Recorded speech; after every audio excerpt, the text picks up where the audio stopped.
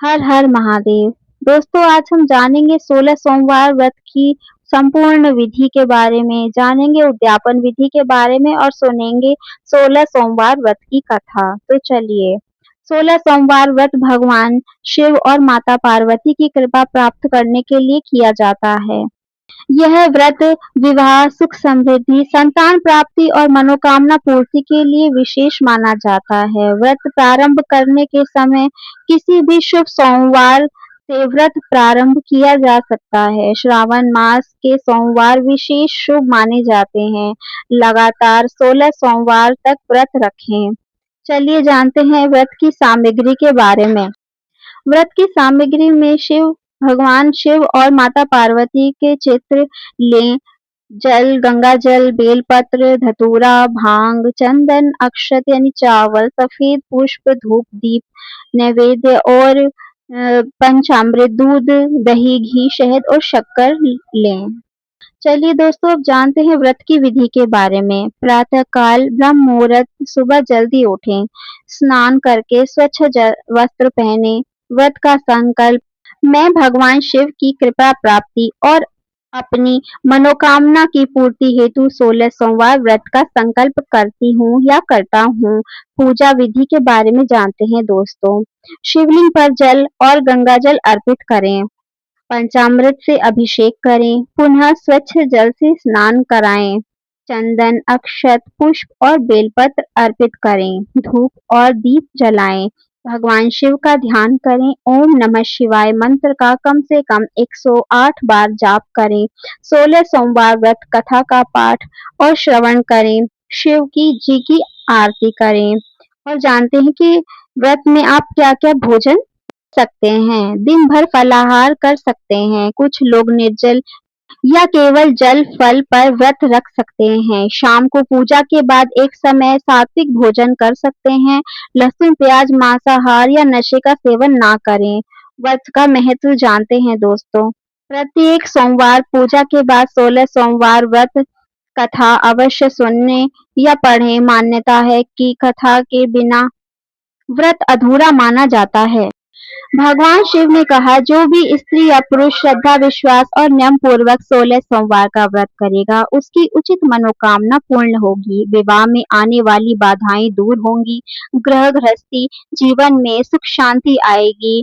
संतान की इच्छा रखने वालों को संतान प्राप्त होगी। रोग, दुख और कष्ट कम होंगे। मन में शांति और भक्ति बढ़ेगी। चलिए दोस्तों, अब जानते हैं उद्यापन विधि के बारे में। परंपरागत मान्यता के अनुसार 16वें सोमवार के व्रत के पूरे होने के बाद 17वें सोमवार को उद्यापन किया जाता है। व्रत में प्रातः स्नान और संकल्प किया जाता है। सुबह स्नान करके स्वच्छ वस्त्र पहने जाते हैं। भगवान शिव और माता पार्वती का ध्यान करें। 16 सोमवार व्रत पूर्ण होने का संकल्प लें। शिव पूजन करें। सोमवार व्रत कथा पढ़ें या सुनें। भगवान शिव से व्रत की पूर्णता का आशीर्वाद मांगे। परंपरागत स्वरूप से गेहूं का आटा, घी और गुड़, शक्कर से बने चूर्ण का भोग लगाया जाता है। कुछ स्थानों पर लड्डू या अन्य सात्विक प्रसाद भी चढ़ाया जाता है।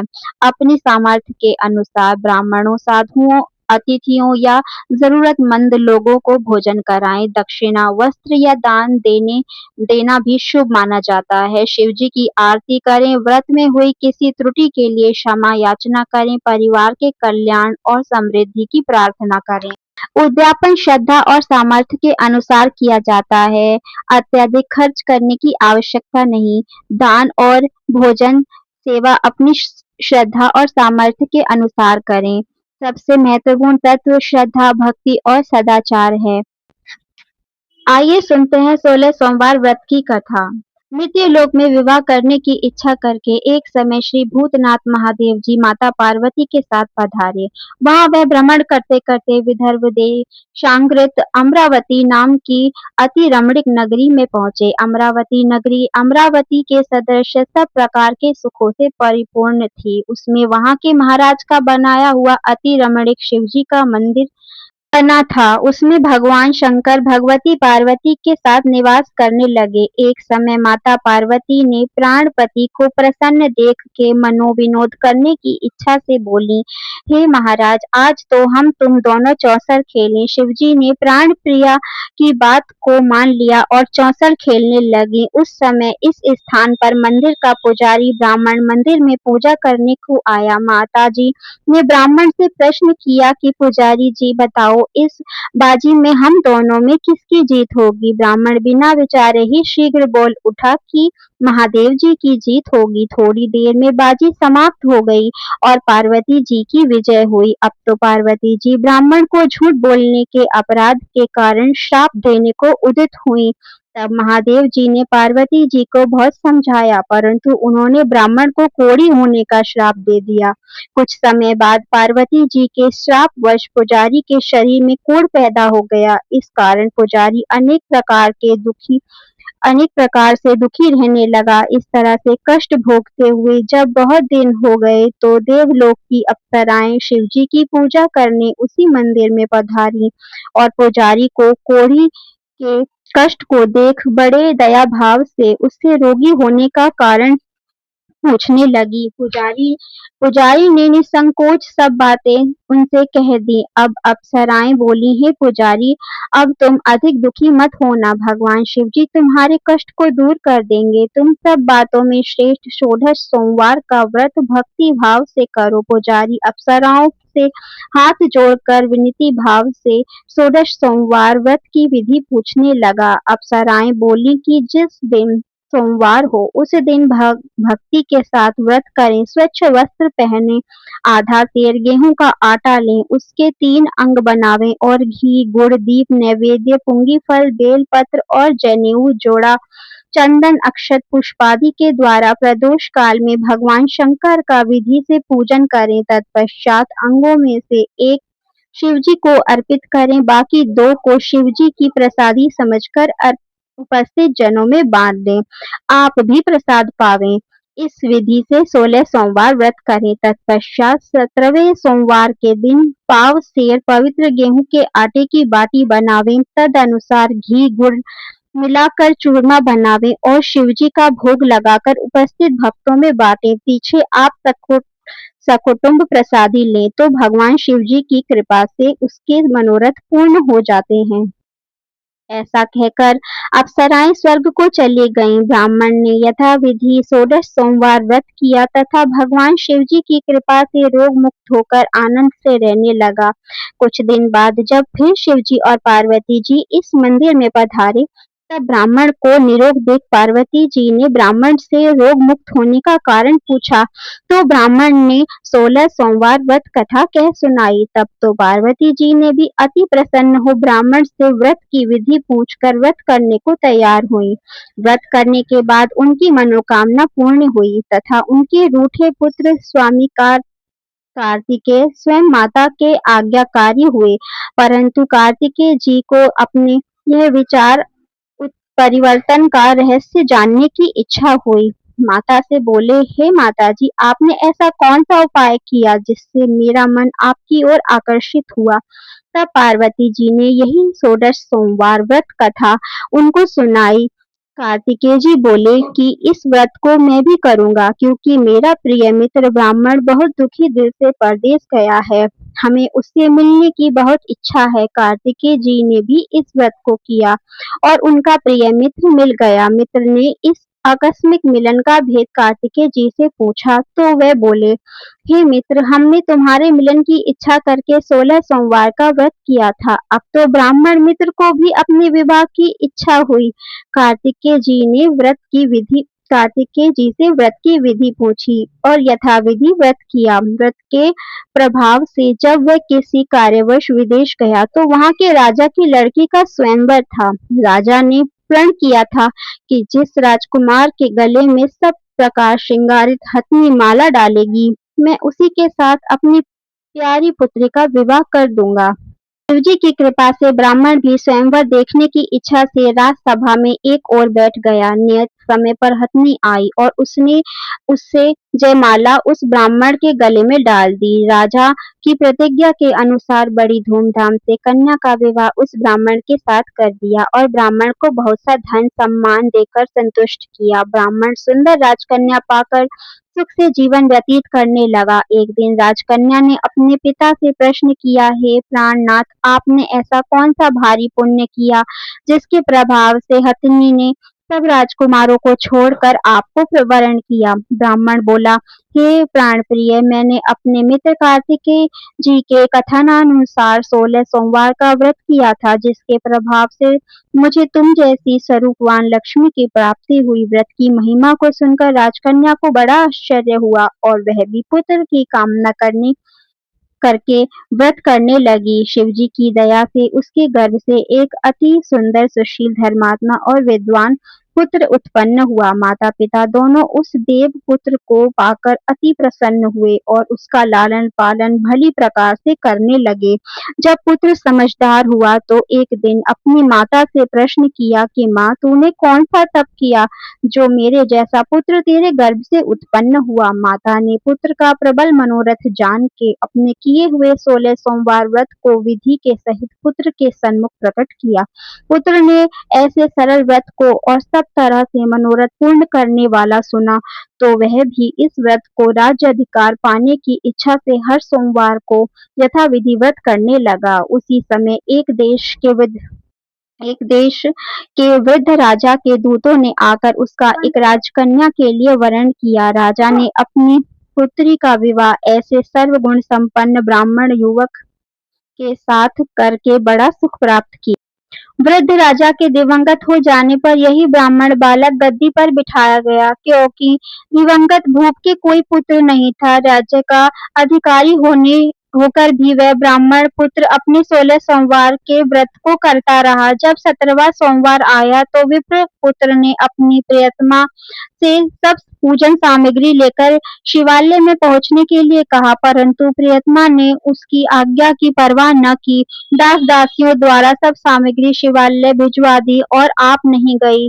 जब राजा ने शिवजी का पूजन समाप्त किया तब एक आकाशवाणी राजा के प्रति हुई। राजा ने सुना कि हे राजा, आपकी इस रानी को राज्य महल से निकाल दे, नहीं तो तेरा सर्वनाश कर देगी। वाणी को सुनकर राजा के आश्चर्य का ठिकाना नहीं रहा और तत्काल ही मंत्रालय में आकर अपने सभासदों को बुलाकर पूछने लगा कि हे मंत्रियों, मुझे आज शिवजी की वाणी हुई है कि राजा तू अपने इस रानी को निकाल दे, नहीं तो ये तेरा सर्वनाश कर देगी। मंत्री आदि सब बड़े विस्मय और दुख में डूब गए, क्योंकि जिस कन्या के कारण राज्य मिला है राजा उसी को निकालने का जाल रचता है, यह कैसे हो सकेगा? अंत में राजा ने उसे अपने यहाँ से निकाल दिया। रानी दुखी हृदय भाग्य को कोसती हुई नगर से बाहर हुई।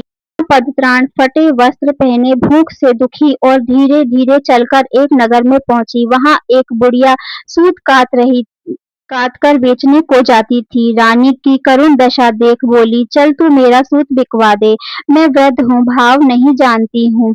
ऐसी बात बुढ़िया की सुन रानी ने बुढ़िया के सिर से सूत की गठरी उतार अपने सिर पर रखी। थोड़ी देर बाद आंधी आई और बुढ़िया का सूत पोटली के सहित उड़ गया। बेचारी बुढ़िया पछताती रह गई और रानी को अपने सास से दूर रहने के लिए कह दिया।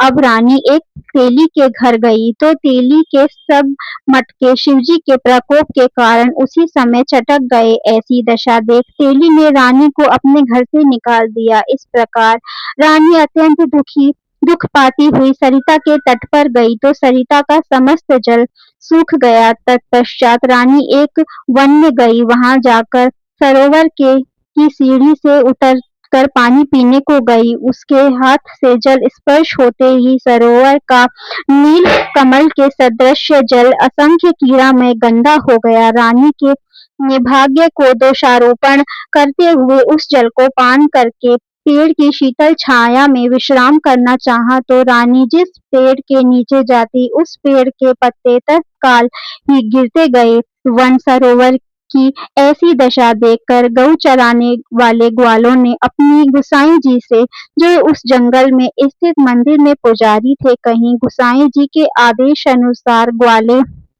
रानी को पकड़कर गोसाई के पास ले गए। रानी की मुख कांति और शरीर शोभा देख गोसाई जान गए ये अवश्य ही विधि की गति की मारी कोई कुलीन अबला है। ऐसा सोच पुजारी जी ने रानी के प्रति कि पुत्री मैं तुमको पुत्री के समान रखूंगा, तुम मेरे आश्रम में ही रहो, मैं तुमको किसी प्रकार का कष्ट नहीं दूंगा। गोसाई के ऐसे वचन सुन रानी को धीरज हुआ और आश्रम में रहने लगी, परंतु आश्रम में रानी जो भोजन बनाती उसमें कीड़े पड़ जाते, जल भर के लावे उसमें कीड़े पड़ जाते। अब तो गोसाई जी भी दुखी हुए और रानी से बोले कि हे बेटी, तेरे पर कौन से देवता का कोप है जिससे तेरी ऐसी दशा है। पुजारी की बात सुन रानी ने शिवजी की पूजा करने न जाने की कथा सुनाई तो पुजारी शिवजी महाराज की अनेक प्रकार से स्तुति करते हुए रानी के प्रति बोले कि बाई जी, तुम सब मनोरथों के पूर्ण करने वाले 16 सोमवार व्रत को करो, उसके प्रभाव से अपने कष्टों से मुक्त हो सकोगी। गोसाई की बात सुनकर रानी ने 16 सोमवार व्रत को विधिवत संपन्न किया और 17वें सोमवार को पूजन के प्रभाव से राजा के हृदय में विचार उत्पन्न हुआ कि रानी को गए बहुत समय व्यतीत हो गया, न जाने कहाँ-कहाँ भटकती होगी, ढूंढना चाहिए। यह सोच रानी को तलाश करने चारों दिशाओं में दूत भेजे। वे तलाश करते हुए पुजारी के आश्रम में रानी को जाकर पुजारी से मांगने लगे, परंतु पुजारी ने उनसे मना कर दिया तो दूत चुपचाप लौट गए और आकर महाराज के सन्मुख रानी का पता बतलाने लगे। रानी का पता पाकर राजा स्वयं पुजारी के आश्रम में गए और पुजारी से प्रार्थना करने लगे कि महाराज, जो बाई जी आपके आश्रम में रहती हैं वह मेरी पत्नी है। शिवजी के कोप से मैंने उनको त्याग दिया था, अब इस पर से शिवजी का प्रकोप शांत हो गया है, इसलिए मैं इसे लिवाने आया हूँ। आप इसे मेरे साथ चलने की आज्ञा दे दीजिए। गोसाई जी ने राजा के वचन को सत्य समझकर रानी को राजा के साथ जाने की आज्ञा दे दी। गोसाई की आज्ञा पाकर रानी प्रसन्न होकर राजा के साथ महल में आई।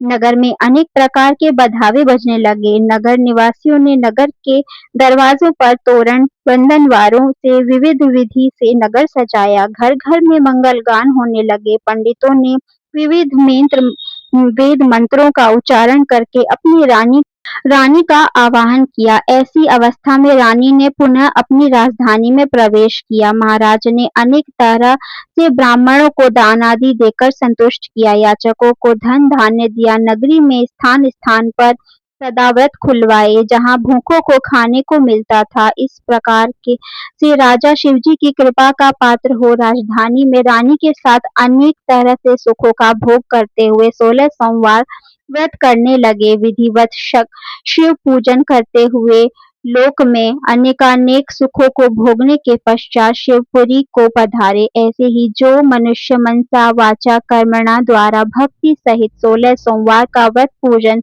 इत्यादि विधिवत करता है, इस लोक में समस्त सुखों को भोग कर अंत में शिवपुरी को प्राप्त होता है। यह व्रत सब मनोरथों को पूर्ण करने वाला है। तो यह व्रत कथा संपूर्ण हुई। हर हर महादेव।